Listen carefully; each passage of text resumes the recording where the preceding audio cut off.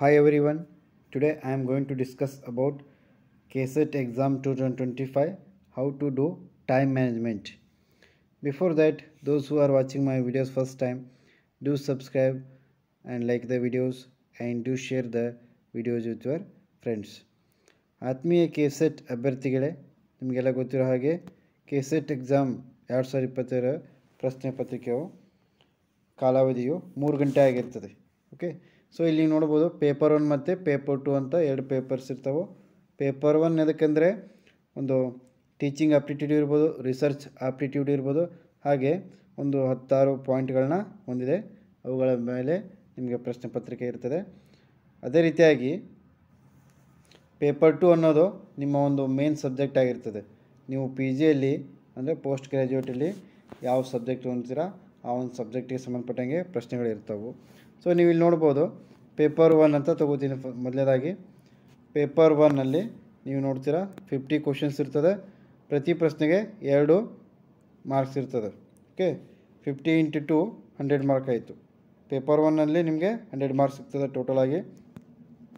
ಅದೇ ರೀತಿಯಾಗಿ ಪೇಪರ್ 2ನಲ್ಲಿ ಏನು 100 ಪ್ರಶ್ನೆಗಳಿರ್ತವೆ, 100 ಕ್ವಶನ್ಸ್. ಪ್ರತಿ ಪ್ರಶ್ನೆಗೆ 2 ಅಂಕ, ಹೌದಾ? 100 × 2 200 ಆಯಿತು. ಟೋಟಲ್ ಮಾಡಿದಾಗ ನಿಮಗೆ 300 ಅಂಕಗಳು ಸಿಗ್ತದೆ. ಸೊ ಇವಾಗ ಸಮಯಾವಕಾಶ ಮತ್ತು ನಿಮಗೆ 3 ಗಂಟೆ ಇರ್ತದೆ, 10 ರಿಂದ 1 ಗಂಟೆವರೆಗೆ ಇರ್ತದೆ. ಸೊ ಈ ಒಂದು 3 ಗಂಟೆ ಅವಧಿಯಲ್ಲಿ ನಿಮಗೆ ಪೇಪರ್ 1 ಇರ್ಬೋದು, ಪೇಪರ್ 2 ಇರ್ಬೋದು, ಪ್ರಶ್ನೆ ಪತ್ರಿಕೆ ಇರ್ಬೋದು ಅಥವಾ OMR ಶೀಟ್ ಇರ್ಬೋದು, ಸಪ್ರೇಟಾಗಿ ಕೊಡೋಂಗಿಲ್ಲ. ಎರಡೂ ಕೂಡ ಒಮ್ಮೆಗೆ ಕೊಡ್ತಾರೆ. ಫಸ್ಟಿಗೆ ನಿಮ್ಗೆ ಏನು ಮಾಡ್ತಾರೆ, OMR ಶೀಟ್ ಕೊಡ್ತಾರೆ, ನಿಮ್ಮ ಡೀಟೇಲ್ಸ್ ಫಿಲ್ಲಪ್ ಮಾಡಬೇಕು. ತದನಂತರ ಸರಿಯಾದ ಸಮಯಕ್ಕೆ ನಿಮಗೆ ಪ್ರಶ್ನೆ ಪತ್ರಿಕೆಗಳ ಕೊಡ್ತಾರೆ. ಆದಮೇಲೆ ನೀವು ಆ ಸೀಲ್ನ ಓಪನ್ ಮಾಡಿ ಆನ್ಸರ್ ಮಾಡಬೇಕಾಗ್ತದೆ. ಯಾವಾಗ ನೀವು ಪ್ರಶ್ನೆಗಳಿಗೆ ಉತ್ತರ ಮಾಡಲು ಪ್ರಾರಂಭಿಸ್ತೀರಿ, ಸೊ ಆವಾಗ ಏನಾಗ್ತದೆ, ಸಮಯ 3 ಗಂಟೆ ಸಮಯ ಇರ್ತದೆ. ನಿಮಗೆ ಎಷ್ಟಿರ್ತದೆ? 3 ಗಂಟೆ ಸಮಯ ಇರ್ತದೆ. ಸೊ ಈ ಒಂದು 3 ಗಂಟೆ ಸಮಯದಲ್ಲಿ ನೀವು ಯಾವ ರೀತಿ ಟೈಮನ್ನು ಮ್ಯಾನೇಜ್ಮೆಂಟ್ ಮಾಡ್ಬೋದು ಅಂದರೆ, ಎಲ್ಲ ಒಂದು ಪ್ರಶ್ನೆಗಳಿಗೆ ಉತ್ತರಿಸಲು ಒಟ್ಟಾರೆಯಾಗಿ ನಿಮಗೆ 1 ಗಂಟೆಗೆ 60 ನಿಮಿಷ. ಸೊ ಹಾಗಾಗಿ 3 ಗಂಟೆಗೆ 180 ನಿಮಿಷ ಇರ್ತದೆ. ಓಕೆ, ಅದೇ ರೀತಿಯಾಗಿ ಪೇಪರ್ 1 ಇರ್ಬೋದು, ಪೇಪರ್ 2 ಇರ್ಬೋದು, ಎರಡೂ ಕೂಡಿಸಿದಾಗ ಟೋಟಲಾಗಿ ನಿಮಗೆ 50 + 100 ಅಂದರೆ 150 ಕ್ವಶನ್ಸ್ ಇರ್ತದೆ. ಎಷ್ಟಿರ್ತದೆ? 150 ಕ್ವಶನ್ಸ್ ಇರ್ತದೆ. ಸೊ ಇವುಗಳ ಒಂದು ರೇಷಿಯೋ ತೆಗೆದಾಗ ನಿಮಗೇನು ಸಿಗ್ತದೆ? 1.2 ಮಿನಿಟ್ ಸಿಗ್ತದೆ, ಅಂದರೆ 1.20 ಮಿನಿಟ್. ಓಕೆ, 1 ನಿಮಿಷ 20 ಸೆಕೆಂಡ್ಗಳ ಕಾಲಾವಕಾಶ ಸಿಗ್ತದೆ. ಸೊ ಯಾವುದಕ್ಕೆ ಅಂದರೆ ಇದು ಪ್ರತಿ ಪ್ರಶ್ನೆಗೆ ಉತ್ತರಿಸಲು ನಿಗದಿಯಾದ ಸಮಯ. ಸೊ ನೀವು ಯಾವುದೇ ಒಂದು ಪ್ರಶ್ನೆಗೆ ಉತ್ತರ ಗೊತ್ತಿಲ್ಲ ಅಂದರೆ, ನಿಮಗೆ ಸ್ವಲ್ಪ ಡೌಟ್ ಇದೆ ಅಂದರೆ, ಅದೇ ಒಂದು ಪ್ರಶ್ನೆ ಮೇಲೆ ನೀವು ಹೆಚ್ಚಿನ ಸಮಯ ಹಾಕುವ ಅವಶ್ಯಕತೆ ಇಲ್ಲ.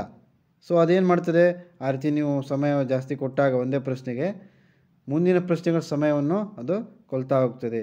ಸೊ ಹಾಗಾಗಿ ಏನಾಗ್ತದೆ, ಇನ್ನುಳಿದ ಪ್ರಶ್ನೆಗಳಿಗೆ ಉತ್ತರಿಸಲು ನಿಮಗೆ ಸಮಯದ ಅಭಾವ ಉಂಟಾಗ್ತದೆ.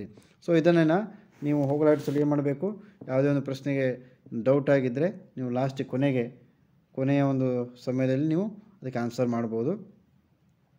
ಸೊ ಮೊದಲನೇದಾಗಿ ಏನು ಮಾಡಬೇಕಂದ್ರೆ 1 ನಿಮಿಷ 20 ಸೆಕೆಂಡ್ಗಳ ಕಾಲಾವಕಾಶ ಇರ್ತದೆ. ಸೊ ಪ್ರತಿ ಪ್ರಶ್ನೆಗೆ ಇದು ಅಂದರೆ ಒಂದೇ ಪ್ರಶ್ನೆಗೆ ಕೆಲವೊಬ್ರು ಏನು ಮಾಡ್ತಾರೆ, 5 ನಿಮಿಷ ಟೈಮ್ ಕೊಡ್ತಾರೆ, 10 ನಿಮಿಷ ಟೈಮ್ ಕೊಡ್ತಾರೆ.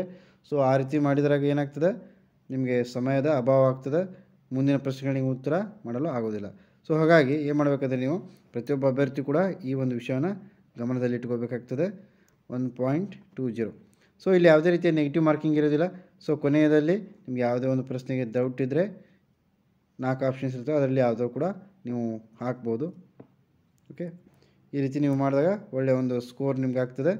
ವಿತಿನ್ 3 ಅವರ್ಸ್ನಲ್ಲಿ ನೀವು ಎಲ್ಲ ಪ್ರಶ್ನೆಗಳನ್ನ ಅಟೆಂಡ್ ಮಾಡಲಿಕ್ಕೆ ಸಾಧ್ಯವಾಗುತ್ತದೆ. Okay, wish you all the best for your KSET exam. Thank you.